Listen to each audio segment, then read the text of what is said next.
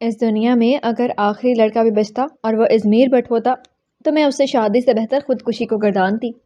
خدا کسی لڑکی کو ازمیر بٹ جیسا منگیتر نہ دے۔ میرا انداز ہمیشہ کی طرح جذباتی تھا، مگر میری بات سن کر چڑیا جسے دل کے مالک ربیہ کو کچھ ہوا تھا۔ ہائے ربیہ، تو کیا تم کنواری مر جاؤ گی؟ اس کی فضول پیش گوئی پر میں نے اپنے دکھی جذبات کو فی الوقت ایک طرف رکھتے ہوئے دانت پیس کر کہا، تم تو اپنا منہ بند ہی رکھو، نہ صرف دل بلکہ دماغ بھی چھوٹے سائز کا ہے۔ دادو یوں ہی تمہیں چڑیا نہیں کہتی۔ ہائے سومیا، ہمیں اپنی بحث میں الجھا ہوا پا کر فائقہ نے صبیہ خانم جیسی آہ بھری تو ہمیں اپنا سابقہ موضوع تمام تر جوش و خروش کے ساتھ دوبارہ یاد آ گیا۔ اللہ کرے ازمیر بٹ تمہاری شادی بھی کسی ایسی جگہ ہو جہاں لڑکی تم سے شادی کرنے پر بالکل بھی رضامند نہ ہو۔ میں نے پھر سے اسے پتہ نہیں دعا دی یا بد دعا، مگر ساتھ ہی نگاہ سامنے دروازے کی طرف اٹھی تو ازمیر بٹ کو خوشمگی نظروں اور کڑے تیوروں کے ساتھ کمر پر ہاتھ جمائے کھڑا دیکھ کر میری زبان تالو سے چپک گئی۔ مگر اس کی شادی تو سومیا سے ہو رہی ہے اور وہ تو دل و جان سے اس شادی پر راضی ہے۔ غلط بد دعائیں تو مت دو۔ یوں کہو کہ اگر وہ سومیا سے شادی نہ کرے تو کنوارا ہی رہے۔ نورین کو ازمیر پر کچھ زیادہ ہی غصہ تھا، مگر اس وقت جو کچھ میری آنکھیں دیکھ رہی تھیں اس سے وہ سب انجان تھیں، کیونکہ بدقسمتی سے ان کے پشت پر دیدہ بینا نہیں تھا۔ نہیں خیر، اب پسند کی شادی کرنا ایسا بھی کوئی جرم نہیں ہے، بلکہ میں تو کہتی ہوں کہ ہر مرد کو شریعت کی اس شک سے فائدہ اٹھاتے ہوئے 4 شادیاں کرنی چاہیے۔ میں نے تھوک نگلتے ہوئے بمشکل مسکرا کر کہا تو وہ آنکھیں پھاڑے مجھے دیکھنے لگی۔ کس قدر ظالم ہو تم ربیہ، ابھی تو جھولی پھیلا پھیلا کر ازمیر بٹ کے نام کی بد دعائیں اللہ کو پارسل کر رہی تھی، اور ساتھ ساتھ ہی بیچاری سومیا کی زندگی میں کروز میزائل جیسے تباہی لانے کے در پر ہو گئی ہو۔ فائقہ نے متاسفانہ انداز میں کہا تو میں گہری سانس بھر کر رہ گئی۔ اب اگر آج ہماری موت آ ہی گئی تھی تو میں بیچاری کیا کر سکتی تھی؟ وہ یوں ہی کڑے تیور لیے ان کے سر پر آن کھڑا ہوا تھا۔ دبیز قالین نے اس کے پیروں کی آہٹ جذب کر لی تھی، ورنہ وہ شاید اس ناگہانی سے باخبر ہو ہی جاتی۔ میرا بس چلے تو میں دادا جان کی تاریخی بندوق اتار کر… شاباش، یہاں تو بڑی عالمانہ گفتگو ہو رہی ہے۔ میری چڑیا جیسی بہن کی بات زندگی میں پہلی مرتبہ کھیل کھلونوں سے بڑھ کر بندوق تک پہنچی تھی، مگر ازمیر بٹ کے تن سے بھرپور لہجے نے اس کی اس تاریخی جملے کا گلا گھونٹ دیا۔ ہاں تو چڑیا صاحبہ، کیا کریں گے آپ اس تاریخی بندوق کو اتار کر؟ وہ بڑے طنزیہ انداز میں پوچھ رہا تھا اور ربیہ بیچاری پر سر سے پاؤں تک لرزہ طاری تھا۔ دراصل وہ تاریخی بندوق ہے نا، لٹکے زنگ آلود ہو گئی ہے، تو میں کافی عرصے سے سوچ رہی تھی کہ اسے تیل وغیرہ دوں۔ وہ جو منہ میں آیا بولے گئی۔ کوئی اور موقع ہوتا تو ہم سب کا ہنسی کے مارے برا حال ہوتا، مگر فی الحال تو سب کو اپنی شامت سر پر کھڑی محسوس ہو رہی تھی۔ اس کی تم فکر مت کرو، اسے میں وقتاً فوقتاً صاف کرتا رہتا ہوں، بلکہ اب کافی عرصے سے اس کی کارکردگی چیک کرنے کا سوچ رہا ہوں۔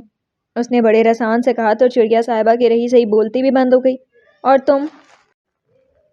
وہ میری طرف پلٹا تو میں دل ہی دل میں جلتو جلالتو کا ورد کرنے لگی کہ جب بٹ کو غصہ آتا تھا تو پھر یہی ایک ورد کام آتا تھا۔ تم کیا پٹیاں پڑھا رہی ہو ان سب کو؟ کچھ بھی تو نہیں، یوں ہی باتوں باتوں میں مردوں کی شادی کا ذکر چلا تو میں انہیں بتا رہی تھی کہ شریعت میں مردوں کو 4 شادیوں کی اجازت ہے۔ بس یہی دین و دنیا کی باتیں کر رہی تھی ان سے۔ میں ہمیشہ کی طرح ڈٹائی سے مکر گئی تو وہ کئی لمحوں تک تیز نظروں سے مجھے گھورتا رہا۔ اب ظاہر ہے اتنا بے وقوف تو نہیں تھا کہ کانوں سنی کو غلط سمجھ کر مجھے سچا مان لیتا، مگر اس وقت شاید وہ اپنے مخصوص قاتلانہ موڈ میں نہیں تھا، اس لیے دادا جان کی تاریخی بندوق کی کارکردگی چیک کرنے کا ارادہ کسی اور وقت پر ڈالتا اپنی بہن کی طرف مڑ گیا۔ اور تم اس فضول گوئی سے بہراور ہونے کے بجائے کبھی کچن میں جھانک بھی لیا کرو، تو شاید اس طرح تمہاری عاقبت سنور جائے۔ اس کے طنز نے صدا کی کامچور زرمینہ کو پانی پانی کر دیا، مگر میری زبان میں پھر سے کھجلی ہوئی تھی۔ اگر یوں ہی عاقبت سنورنے لگے تو ہر کوئی کچن میں ہی پایا جائے۔ ساتھ ہی میں نے اپنی زبان دانتوں تلے دبا لی۔ وہ سب بھی یقیناً میری بد زبانی پر دل تھامے بیٹھی تھی۔ میں نے دورزیدہ نظروں سے سامنے دیکھا تو لیدر کی براؤن چپل میں مقید محض اس کے پیر دکھائی دیے۔ کچھ غلط نہیں ہوگا اگر یہ آج ہی دادا جان کی تاریخی بندوق کی ٹرائی لے لی۔ میں نے دل ہی دل میں آہ بھرتے ہوئے اپنی بھری جوانی کی متوقع موت کا افسوس منایا تھا۔ تم لوگوں کا دماغ خراب ہو گیا ہے کیا؟ وہ یقیناً حیران تھا، بھلا لڑکیوں جیسی حقیر صنف کو موصوف کے خیال میں اتنی ہمت کہاں کہ وہ اس کے سامنے چٹر پٹر بولتی۔ زرمینہ تو فوراً ہی اپنی عاقبت سنوارنے کے لیے کچن کی طرف بھاگی تھی۔ میں ذرا اثر پڑاؤں؟ چڑیا نے بھی اڑنے کو پر تولے تو دوپٹہ سروں پر اوڑے معزز ترین دکھائی دینے کی کوشش کرتی فائقہ اور نورین بھی اس کے ساتھ ہی بولی۔ اب لے دے کر ایک میں مسکین ہی بچی تھی بٹ کا غضب سہنے کے لیے۔ میرے خیال میں فارغ رہ کر تم لوگوں کا دماغ خاصا زنگ آلود ہو گیا، خصوصاً تمہارا۔ ہمیشہ کی طرح مجھ سے بات کرتے ہوئے اس کا انداز بہت سختی لیے ہوئے تھا۔ بقول دادو، اس گھر میں ایک ہی باقی روح ہے، اور وہ ہے رویہ گل، یعنی کہ ماں بدولت۔ جہاں تک میرا خیال ہے میں نے خاص طور پر تو کچھ بھی غلط نہیں کہا۔ میں دبے دبے لہجے میں بولی اور ساتھ ہی بے اختیار اس کی طرف دیکھا تو وہ مجھے کو گھور رہا تھا۔ اس کی ذہین اور زیرک آنکھیں ہمیشہ کی طرح مجھے نروس کر گئیں۔ ایک یہ ہتھیار اس شخص کے پاس نہ ہوتا تو میں بٹ ہاؤس کے باقی لڑکوں کی طرح اسے بھی کسی گنتی میں لائے بغیر چٹکیوں میں اڑا دیتی۔ تم بچ جاؤ میرے ہاتھوں سے، اور خبردار جو آئندہ کبھی شریعت کا کوئی الٹا سیدھا مطلب نکال کر باقی سب کا دماغ خراب کرنے کی کوشش کی تو بہت پچھتاؤ گی۔ وہ مجھے دھمکاتے ہوئے چلا گیا۔ سڑیل، بد دماغ، اکڑو خان۔ میرے کوسنے شروع ہوئے تو وہ تینوں بھی مطلع صاف دیکھتے ہی لوٹ آئیں۔ اکڑو خان نہیں، اکڑو بٹ۔ فائقہ نے تصحیح کی تو میں اس پر الٹ پڑی۔ بکواس بند کروں۔ ویسے تو بیان داخلے میں سب سے آگے ہوتی ہو، اور جب مصیبت آئے تو صرف رویہ گل دیکھے۔ اف، اتنی ہینڈ سے مصیبت تو ہر کوئی دیکھے۔ نورین نے آنکھ دبا کر شرارت سے کہا تو میں بری طرح بدمزہ ہوئی۔ بکو مت، اور سومیا کا حال دیکھو، بیچاری 3 دن سے کمرے میں بند ہے، بھوک ہڑتال جاری ہے، اور وہ بھی اس ہینڈسم مصیبت کی وجہ سے۔ میرا بھائی ہے ہی اس قابل کہ کوئی بھی اس کے پیچھے جوگ لے لے۔ زرمینہ بی بی اپنی آنکھ سنوارنے کے بعد دانت نکالتے چلی آئی تھی۔ میں نے بلا تکلف اس کی چھٹیاں کھینچی۔ غدار، اپنے بھائی کی خاطر گروپ سے غداری کر رہی ہو؟ سوری، اس نے فوراً ہاتھ جوڑ دیے۔ مجھے بھی یہ سوچ کر اسے معاف کرنا ہی پڑا کہ پچھلے 3 دنوں سے وہ اپنے بھائی کو کوسنے میں ہماری شراکت دار رہی تھی۔ آخر کیا کرتے؟ ازمیر بٹ کا جرم ہی اتنا سنگین تھا۔ سومیا بشیر ہماری بڑی پھپھو کی اکلوتی دختر نیک اختر۔ پھپھو تو اس کی پیدائش کے چند گھنٹوں کے بعد ہی اللہ سے جا ملی، جبکہ 5 سال بعد پہلے پھپھا جان بھی داغ مفارقت دے گئے تھے۔ محبت کرنے والے دادا دادی اور شفقت لٹانے والے تایا چچا۔ مگر پتہ نہیں 6 ماہ قبل سومیا بشیر پر کیا افتاد آ پڑی کہ سب کچھ چھوڑ چھاڑ کر ننیال آ بیٹھی۔ مغرور اور نکچڑی سے سومیا کا سب نے ہی بڑے جوش سے استقبال کیا تھا۔ ہمیں بھی خوبصورت کزن رکھنے کا فخر حاصل ہوا، مگر جلد ہی اس کی نکچڑی تباہ نے ہمارے دل کھٹے کر دیے۔ لیکن دادوں کو اپنی نواسی کس قدر پیاری تھی کہ آج سے تقریباً 1 ماہ پہلے ہی اپنے پیارے اور آنکھوں کے تارے پوتے ازمیر بٹ کو اپنے قریب المرگ ہونے کا کچا دے کر اس سے منگنی کروا دی، اور خود دونوں ہی دنوں میں صحت مند ہو گئی۔ ازمیر بٹ چاہے لاکھ سڑیل تھا، اکڑو تھا یا غسیلا، مگر اس میں کوئی شک نہیں کہ بہت ہینڈسم بھی تھا۔ اسی لیے اس کی غیر متوقع منگنی نے ہم کزنز کے معصوم دلوں کو خاصا دھچکا پہنچایا تھا۔ مانا کہ ہم میں سے کوئی بھی اسے ایسی ویسی نظروں سے نہیں دیکھتی تھی، مگر یہ صدمہ کیا کم تھا کہ اتنے سالوں یہاں تک دادوں کو گھر کی لڑکیوں میں سے کوئی بھی اس قابل نہیں لگی تھی کہ یوں فٹ سے اپنے قابل پوتے کے پلو سے باندھ دیتی، جیسا کہ سومیا کو باندھا تھا۔ ہمیں غصہ اس بات کا تھا کہ دادوں کا ہماری صلاحیتوں پر ذرا برابر بھی اعتبار نہیں تھا، مگر ہمارا سارا غصہ اور سومیا جیسی حسین کزن سے خار اس وقت تعصب میں بدل گیا جب ازمیر بٹ، جی ہاں اسی سرپھرے بٹ نے سومیا جیسی کتالہ سے شادی سے انکار کر دیا تھا۔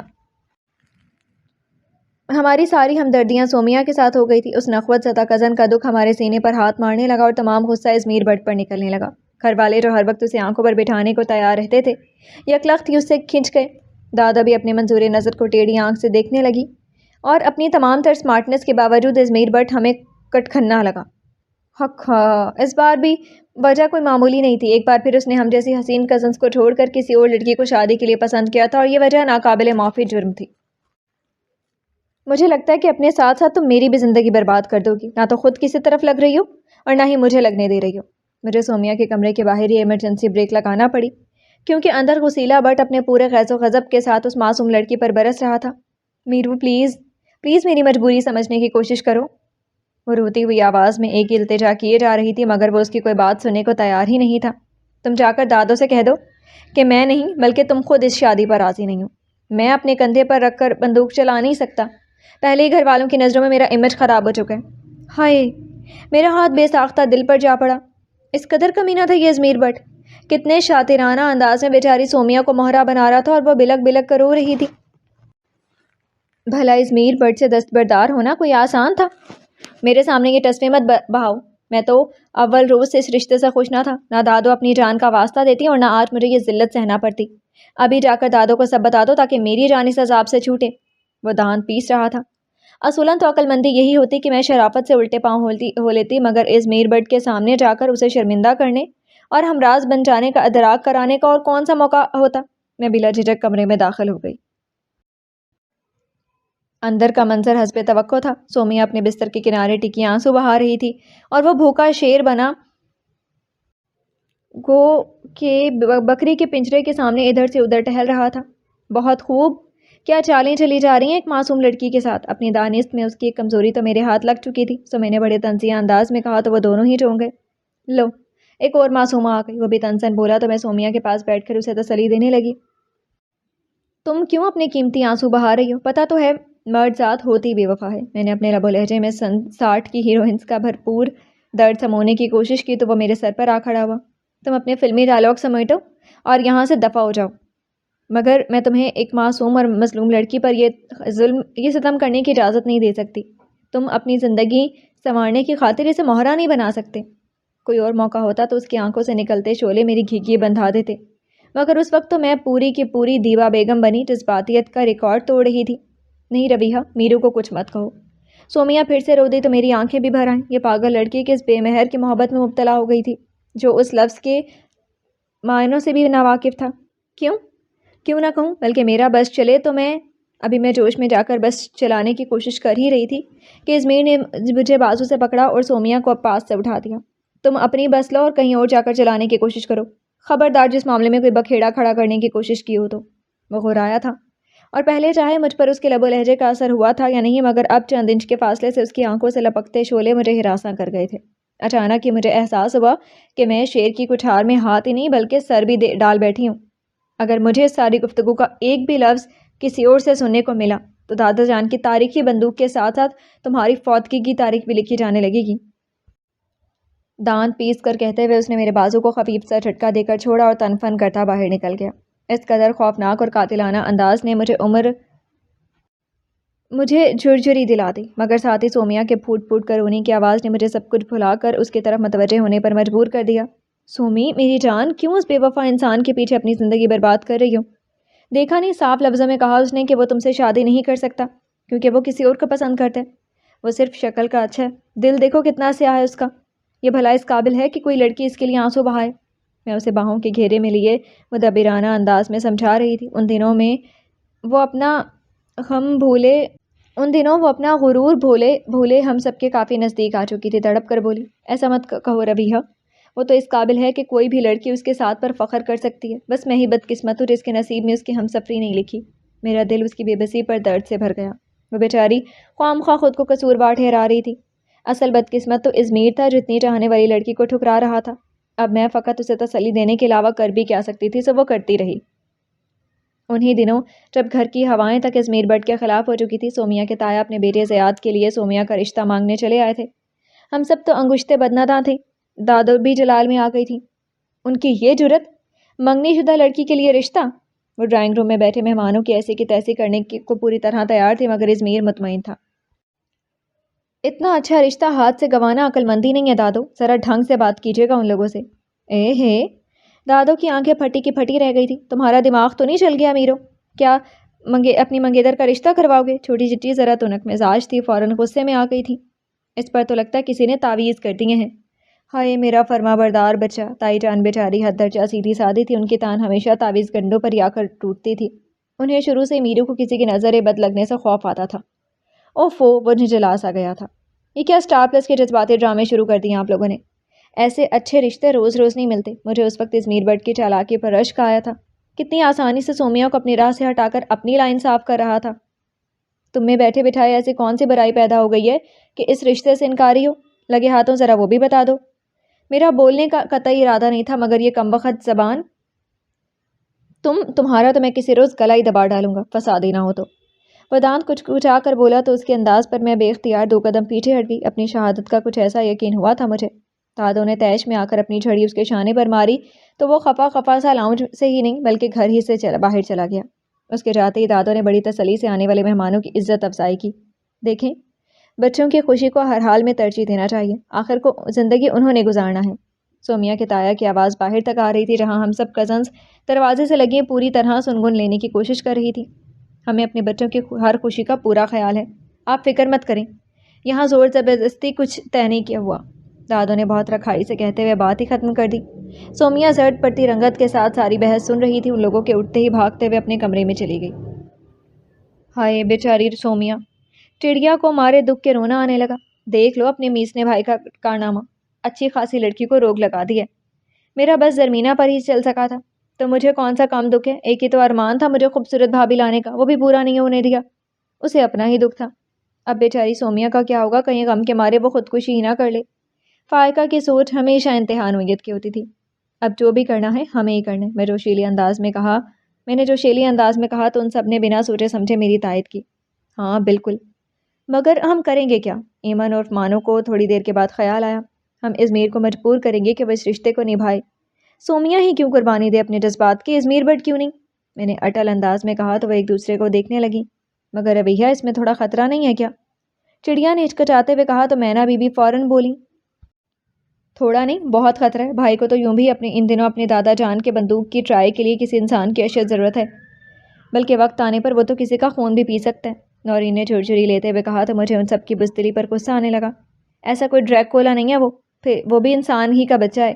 تم لوگوں میں تو انسانیت بچی نہیں، میں بات کروں گی اس سے۔ یوں بزدلی دکھا کر آج تم سب سومیا کو اس کی خود غرضی کی بھینٹ چڑھا رہی ہو، کل کو مزید یہ تمہارے جذبات کا استحصال کیا جائے گا، تب کیا کرو گی؟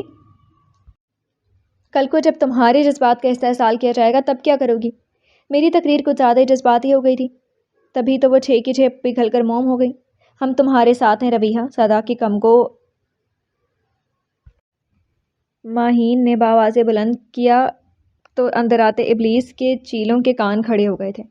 لگتا ہے یہاں کوئی بہت بڑی سازش ہو رہی ہے۔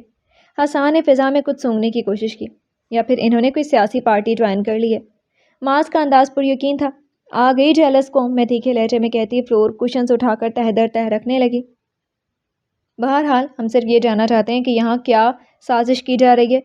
حسان نے باروب انداز میں پوچھا تو فائقہ کو بھائی کا انداز ایک آنکھ نہیں بھایا تھا۔ کیوں بھائی، تم لوگ کیا اقوام متحدہ کی ممبرشپ لے کر آ رہے ہو؟ گرلز، تمہیں نہیں لگتا کہ ہمارے گھر کے لڑکوں کی عادتیں بالکل امریکہ جیسی ہیں، بنا اجازت ہر کسی کے کام میں ٹانگ اڑانے والی؟ میں نے طنزاً کہا۔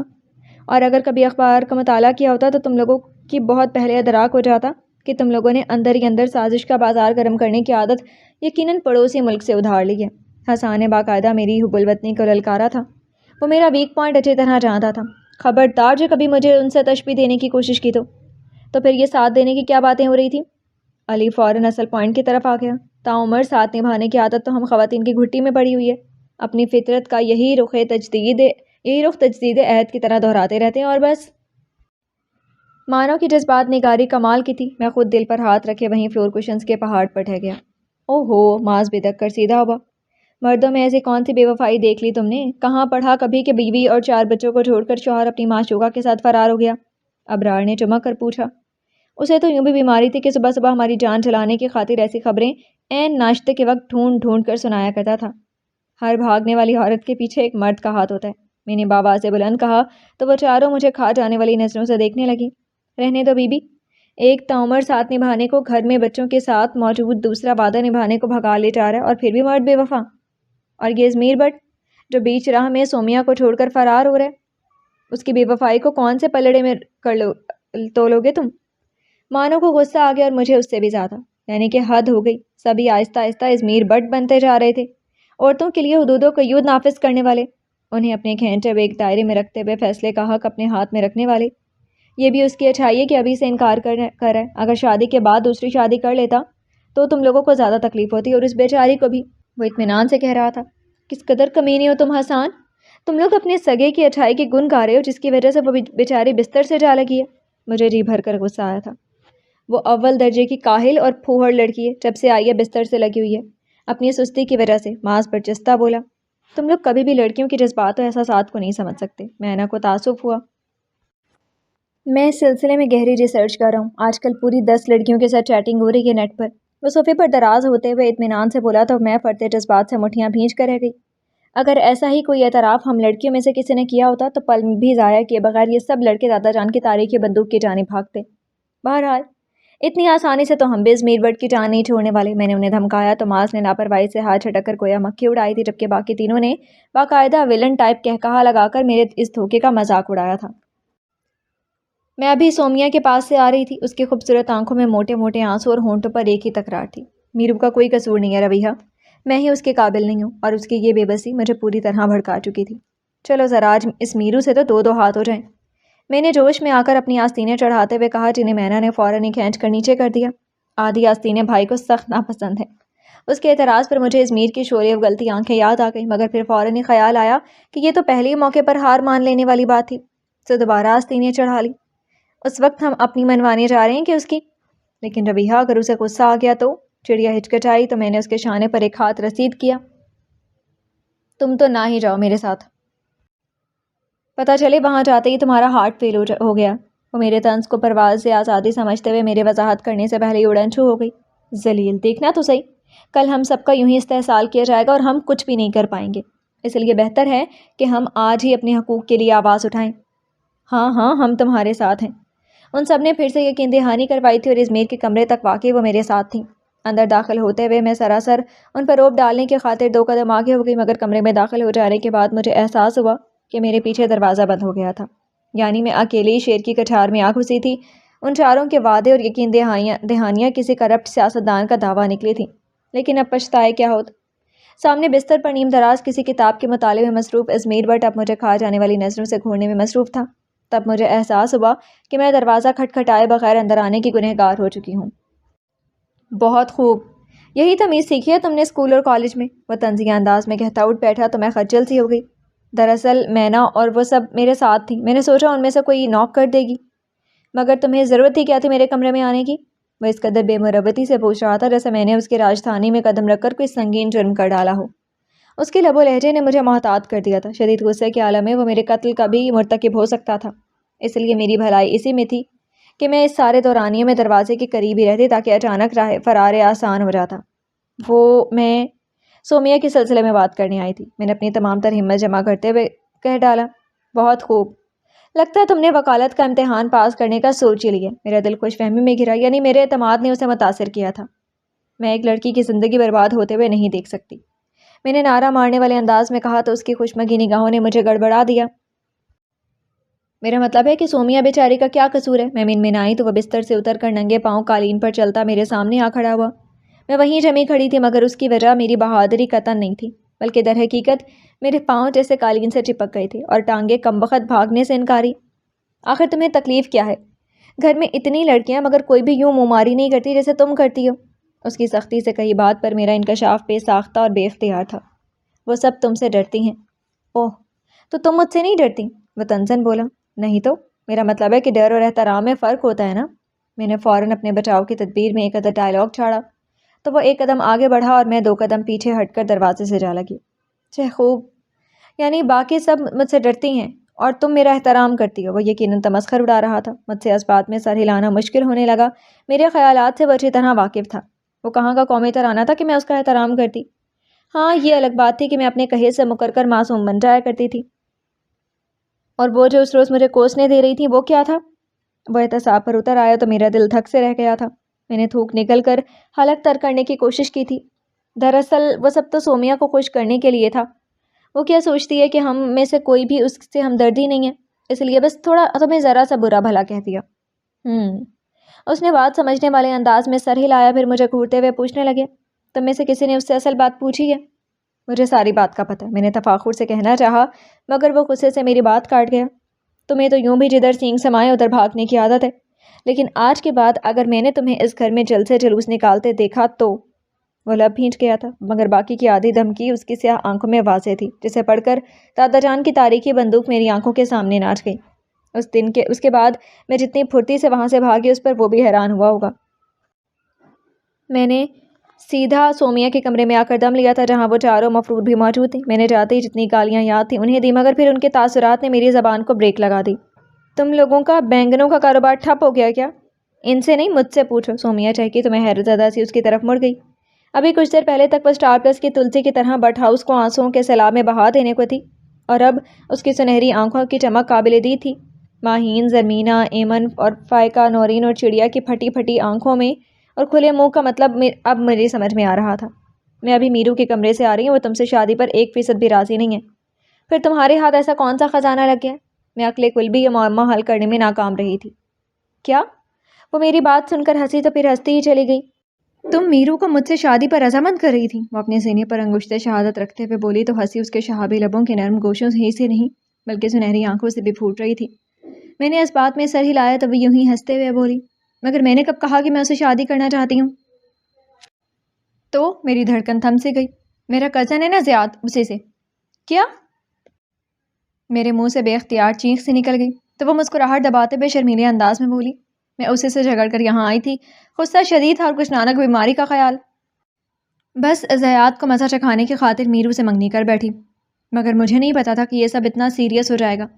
مجھے احساس ہوا کہ زیاد کو سزا دینے کی خاطر میں خود کو کتنی بڑی مصیبت میں پھنسا چکی ہوں۔ تب میں نے سب سے پہلے میرو سے بات کی۔ وہ سانس لینے کو رکی تو میری سانس رکنے لگی۔ وہ پہلے تو مجھ پر بہت گرجا برسا، لیکن اوپر سے وہ جتنا بھی غصے والا کیوں نہ ہو، اندر سے بہت سویٹ ہے، سب کا احساس کرنے والا۔ اس نے سارا الزام خود پر لیتے ہوئے مجھے ڈی گریڈ ہونے سے بچایا، سب گھر والوں کی ناراضی سہی، اور آج اس کی ہمت دلانے پر ہی میں نانو سے حقیقت کہہ پائی ہوں۔ پھر انکشاف در انکشاف میری ہستی زیر و زبر ہو رہی تھی۔ پھر یہ کہ تھوڑا سا ہنگامہ مچانے کے بعد اب نانو زیاد سے میری شادی پر بالکل راضی ہیں۔ وہ تفاخر زدہ انداز میں بولی تو میں گہری سانس پڑتی ان سب کے پاس ڈھیر ہو گئی جو پہلے ہی انکشافات پر بت بنی بیٹھی تھیں۔ کھانے کی میز پر ہم ساتھ ہی رہ گئی تھی۔ یہ سب تمہاری کالی زبان کا کرشمہ ہے۔ میرا بیچارہ بھائی شادی شدہ ہوتے ہوتے رہ گیا۔ زرمینہ نے میرے سار پر خالی پلیٹ بجائی تو میں نے صلح جویانہ انداز میں کہنا چاہا، دیکھو یہ سب قسمت کا کھیل ہے، بکواس مت کرو، تم نے اسے کوارا رہنے کی بد دعا دی تھی۔ اس نے مجھے آنکھیں دکھائیں۔ اب جبکہ ازمیر بٹ ہر الزام سے بری ہو چکا تھا تو وہ پھر سے زرمینہ اور ایمن کا عزیز جان بھائی بن چکا تھا۔ سو اب تمام گولہ باری مجھ قریب پر ہو رہی تھی۔ تم شاید بھول رہی ہو کہ یہ بد دعا اس فتنی نے دی تھی جو اس وقت تمہارے ساتھ معصومہ بنی بیٹھی ہے۔ میں نے فائقہ کی طرف اشارہ کیا تو وہ صاف مکر گئی۔ مجھے تو ایسا کچھ بھی یاد نہیں، اور ویسے بھی اس وقت تم بندے کو اپنی چکڑی چپڑی باتوں میں ایسا پھانستی ہو کہ وہ وہی کہتا ہے جو تم چاہتی ہو۔ اف، میں اس کی طوطا چشمی پر انگشتیں بدنتا تھی۔ اگر میرا بھائی کنوارا رہ گیا نا تو میں تمہاری بھی کہیں شادی نہیں ہونے دوں گی۔ زرمینہ نے اپنے خوفناک عزائم کا برملا اظہار کیا تو میں جو اتنی دیر سے زیر عتاب تھی اپنے مخصوص منہ پھٹ انداز میں بول اٹھی، دیکھو میں نا مانا کہ اس سارے قصے میں تمہارے بھائی کا کوئی قصور نہیں، مگر معاف کرنا اس قصے سے بالا تو بھی وہ ایک انتہائی سنگ دل اور بے مروت شخص ہے، غصہ جس کے ناک پر دھرا رہتا ہے۔ اقوام متحدہ نے اسلامی ممالک کے اتنے حقوق ضبط نہیں کیے ہوں گے جتنے کہ اس نے بٹ ہاؤس کی لڑکیوں کے کیے ہیں، مگر تم بھی یہ حقیقت بھول رہی ہو کہ سومیا کو اس کا حق اسی نے دلایا۔ فائقہ کی یادداشت پر وقت کام کر گئی تھی اور یہ سب سچ تھا، مگر اب کیا کیا جا سکتا تھا ماں سوائے ازمیر بٹ سے معافی مانگنے کے، اور یہ میرے گروپ کا متفقہ فیصلہ تھا۔ میں نے منمنا کر حامی بھری تو ان سب نے میری پشت تھپک کر میرا حوصلہ بڑھایا۔ اب کی بار شیر کی کچھار میں جانے کے لیے صبح تڑکے کا وقت طے کیا گیا جب میرو جاگنگ کے لیے نکلتا تھا، مگر وائے قسمت 2 الارم لگا کر سونے کے باوجود ہم میں سے کوئی بھی 8 بجے سے پہلے نہیں اٹھ پایا تھا۔ کسی کے زوردار طریقے سے جھنجھوڑنے پر میں حواس باختہ سے بستر سے اٹھ کھڑی ہوئی۔ آئی ایم سوری میرو، مندی آنکھوں کے ساتھ میں نے مشینی انداز میں وہی کہا جو میں ساری رات خواب میں کہتی رہی تھی۔ مینا نے بازو سے پکڑ کر انار کے درخت کی طرح ہلا ڈالا۔ ساری بہادری سوتے میں ہی دکھا دو گی کیا؟ میں ہڑبڑا کر حواس میں لوٹی تھی۔ اگلے 5 منٹوں میں منہ پر فقط پانی کے چھینٹے مارنے کے بعد ان سب کی معیت میں ازمیر کے کمرے کے باہر کھڑی تھی۔ کہا سنا معاف کرنا بہنوں، اور چڑیا اگر مجھے کچھ ہو گیا تو میری ساری جیولری تم لے سکتی ہو، اور ہاں وہ مرون سوٹ اور کندن کا سیٹ نورین کو دے دینا، اس کی کب سے نظر ہے اس پر۔ مجھے اس کمرے سے زندہ بچ کے آنے کی 0% بھی امید نہیں تھی، سو یوں رکت طاری ہونا کچھ ایسا عجیب امر نہیں تھا، مگر مینا کو اور ہی فکر تھی۔ تم بس اپنی وصیتوں کی شکوں پر ہی غور کرتی رہ جانا، ادھر بھائی آفس کے لیے نکل جائیں گے۔ فائقہ اور نورین نے مجھے کمرے میں دھکا دے کر پھرتی سے دروازہ بند کر لیا۔ نتیجتاً میں سیدھی کسی رومانٹک فلم کی بے باک ہیروئن کی طرح ازمیر سے جا ٹکرائی، مگر اس ناگہانی آفت سے سنبھلنے میں اسے کچھ سیکنڈ سے لگے تھے۔ ایک جھٹکے سے اس نے مجھے پیچھے ہٹایا تھا۔ یہ کیا بےہودگی ہے؟ مجھے اس قدر غضبناک ہوتا کم تھا، اور میرا دل چاہ رہا تھا کہ زمین پھٹے اور میں اس میں سما جاؤں۔ آئی ایم سوری، میں نے اپنی پوری ہمت مجتمع کر کے کہنا چاہا، مگر فقط لب ہی ہلا پائی۔ اب یوں کھڑی کون سے منتر پھونک رہی ہو؟ وہ میری خاموشی اور جامد انداز سے چڑ گیا تھا، مگر یقیناً جلدی میں بھی تھا، اسی لیے بستر کے کنارے پر ٹک کر پیروں میں جرابیں چڑھانے لگا۔ کمرے میں after Shiv lotion, hair cream اور پرفیوم کی خوشبو ماحول کو معطر کر رہی تھی۔ وہ ہمیشہ اسی اہتمام سے تیار ہو کر آفس جایا کرتا تھا۔ میں نے اس کی مصروفیت کا فائدہ اٹھاتے ہوئے گہری سانس اندر کھینچ کر خود کو پرسکون کرنے کی کوشش کی۔ سیاہ چمکتے جوتوں کے تسمے باندھ کر وہ اسی عجلت میں اٹھا اور سائڈ بورڈ سے اپنا موبائل فون اور بائک کی چابی اٹھائی اور آئینے میں جھانک کر اپنی تیاری کا آخری بار جائزہ لیا۔ اس اثنا میں شاید وہ میری موجودگی فراموش کر چکا تھا، تبھی تو جب پلٹا تو مجھے دیکھ کر اس کی پیشانی پر پھر سے بل پڑ گئے۔ تم ابھی تک یہیں کھڑی ہو؟ اب بندہ پوچھے صبح سویرے صرف اس کے گلے لگنے کے لیے تو میں اس کے کمرے میں نہیں آئی تھی نا، دراصل میں تم سے ایکسکیوز کرنے آئی تھی۔ میں نے چہرے پر جی بھر کر مظلومانہ تاثرات سجاتے ہوئے سر جھکایا تو وہ گہرے طنز سے اس میں ایسی کون سی نئی بات ہے؟ تمہیں تو چاہیے کہ روزانہ صبح آ کر میرے سامنے سوری کہہ جایا کرو، کیونکہ پورے دن میں تم ایسی کوئی نہ کوئی حرکت ضرور کرتی ہو کہ ایک نئی ایکسکیوز تیار ہو جاتی ہے۔ خیر، اب ایسی بھی کوئی بات نہیں ہے، وہ تو بس سومیا کے معاملے میں کچھ جذباتی ہو گئی تھی۔ میں نے بڑے مدبرانہ انداز میں اپنا دفاع کرنا چاہا تو وہ سابقہ انداز میں بولا، تم سومیا کے نہیں بلکہ ہر معاملے میں ملکہ جذبات ہو، خاص طور پر میرے متعلق سب کا تاثر خراب کرنے میں۔ میں گڑبڑا اٹھی۔ وہ کچھ کہتا نہیں تھا تو اس کا یہ مطلب نہیں تھا کہ کچھ سمجھتا بھی نہیں تھا۔ اس کے باوجود اگر میں بٹ ہاؤس میں زندہ سلامت پھر رہی تھی تو وہ معجزہ ہی تھا۔ لیکن کچھ بھی ہو، سومیا کی مدد کر کے وہ ہم لڑکیوں کی گڈ بکس میں آ چکے۔ تمہیں غلط فہمی ہو رہی ہے میرو، ہم نے بلکہ خاص طور پر میں نے کبھی ایسا نہیں سوچا، بلکہ میں تو تمہارے متعلق سب کے خیالات تبدیل کرنے کی پوری کوشش کرتی رہتی ہوں۔ آج کل تم جیسے لڑکے کہاں ملتے ہیں، اتنی اچھی سوچ اور مخلص طبیعت کے مالک۔ میں تو کہتی ہوں ہر لڑکی کو تم جیسا شوہر ملنا چاہیے۔ تمہاری تو جتنی بھی قدر کی جائے کم ہے۔ ہمیں تو فخر ہے کہ تم ہمارے کزن ہو۔ میں نے جو منہ میں آیا اس کی تعریف میں بک دیا اور جوش خدابت میں یہ بھی دھیان نہیں دیا کہ وہ میرے عین سامنے آ کھڑا ہوا تھا۔ بقول ماہین کے رویہ، جب تم منہ کھولتی ہو تو تمہیں سننا اور دکھائی دینا بند ہو جاتا ہے۔ ابھی بھی جب میں سانس لینے کے لیے تھمی تو اسے بغور اپنی طرف دیکھتا پایا۔ مجھے شک سا ہوا کہ اس کے ہونٹوں پر ہلکی سی مسکراہٹ پھیلی تھی۔ شاید وہ میری باتوں کو جھوٹ سمجھ کر تمسخر اڑا رہا تھا۔ تبھی میں نے پر یقین انداز میں کہا، یقین کرو میں بالکل سچ کہہ رہی ہوں۔ تم جیسا ہم سفر تو قسمت والوں کو ملتا ہے۔ سومیا نے بھی تمہیں پسند نہیں کیا، وہ تو بس زیاد کو پسند کرتی تھی۔ سومیا نے بھی تمہیں ناپسند نہیں کیا، وہ تو بس زیاد کو پسند کرتی تھی، اسی لیے تمہیں بھلا کون ریجیکٹ کر سکتا ہے؟ تم تو اتنے ذہین، اتنے ہینڈسم ہو۔ اب تم اپنی دادوں کو اپنی پسند کی لڑکی کا بتاؤ گے تو میں ضرور تمہاری مدد کروں گی۔ تمہیں کس نے کہا کہ مجھے تمہاری مدد کی ضرورت ہے؟ سینے پر بازو لپیٹتے ہوئے اس نے مجھے گھورا تو اس کے لب و لہجے کی سختی سے مجھے اندازہ ہوا کہ اپنی پوزیشن کلیئر کرنے کے چکر میں کچھ اوور ہو گئی تھی۔ میرا یہ مطلب نہیں تھا، وہ تو میں نے مصالحانہ انداز میں پھر سے اپنی صفائی پیش کرنا چاہی تو وہ درشت لہجے میں بولا، اب تم یہاں سے دفع ہو جاؤ تو بہتر ہوگا، کیونکہ مجھے لڑکیوں کا یوں دندناتے ہوئے اپنے بیڈ روم میں آنا قطعاً پسند نہیں۔ لو جی، کمال کی ہمدردی اور کہاں کا اچھا پن، میرے تو تن بدن میں آگ سی لگ گئی۔ اب بندے میں ذرا سی بھی ہمت ہو تو پوچھے کہ میں کون سا اس سے رومانس بگاڑنے یا صبح صبح اچھے شگن کے طور پر اس کی شکل دیکھنے کے لیے اس کے کمرے میں آئی تھی۔ یہ تو وہی بات ہوئی کہ نماز بخشوانے آئے تھے اور روزے گلے پڑ گئے۔ اب اسے منہ پر تو برا بھلا نہیں کہہ سکتی تھی تو محض منہ پھلائے باہر چلی آئی جہاں وہ لوگ میرا انتظار کر رہی تھی۔ اللہ کرے ازمیر بٹ تمہاری شادی وہیں ہو جہاں لڑکی تم سے شادی پر بالکل بھی رضامند نہ ہو۔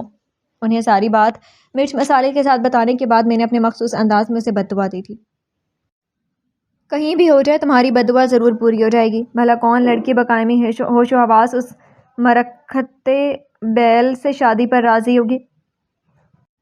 فائقہ نے ہمدردی سے میرا شانہ تھپتھپایا تو زرمینہ تڑپ اٹھی تھی۔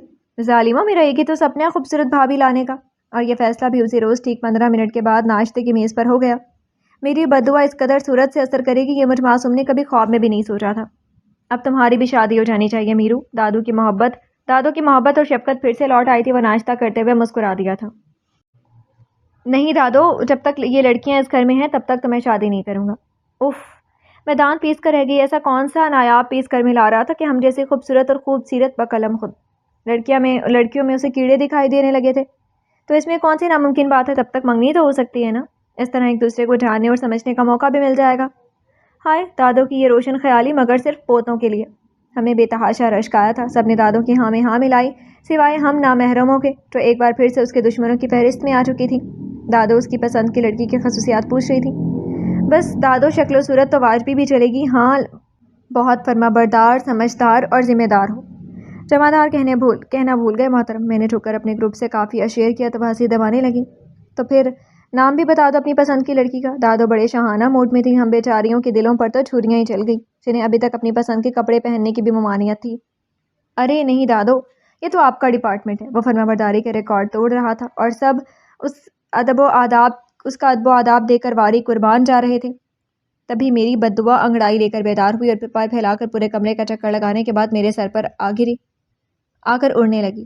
تو پھر ٹھیک ہے، تمہارے ساتھ ساتھ گھر کی ایک لڑکی بھی نمٹ جائے گی، دادا اطمینان سے کہہ رہی تھی۔ لڑکی نہ ہوئی، بھیڑ ہو گئی، بھیڑ بکری ہو گئی۔ میرا دھیان کہیں اور تھا۔ تو پھر میرا فیصلہ یہ ہے کہ میں نے تمہارے لیے رویہ کو چنا ہے۔ بھائی، اپنوں کے ایپ تو خود ہی ڈھکنے پڑتے ہیں۔ دادوں نے چھکا لگایا تھا۔ چند لمحوں کے بعد جب بات میری سمجھ میں آئی تو میرا کھایا پیا سب باہر آنے لگا۔ نہیں دادو، میں بھلا کیسے؟ اوفو، مجھے پتا ہے لڑکی، تمہیں ابھی ازمیر کے لیول پر آنے میں بہت ٹائم چاہیے، مگر مجھے میرو پر پورا بھروسہ ہے، یہ سب سیٹ کر لے گا۔ اپنی دانست میں تو دادو مجھ پر احسان عظیم کر رہی تھیں اور ادھر وسیلہ بٹ سب کی خوشی اور تحیر سے بے نیاز ناشتے میں مصروف تھا۔ میں واقعی کسی مظلوم بھیڑ بکری کی طرح اپنے گروپ کی طرف دیکھنے لگی جن کی نظروں میں میرے لیے ہمدردی ہی ہمدردی تھی۔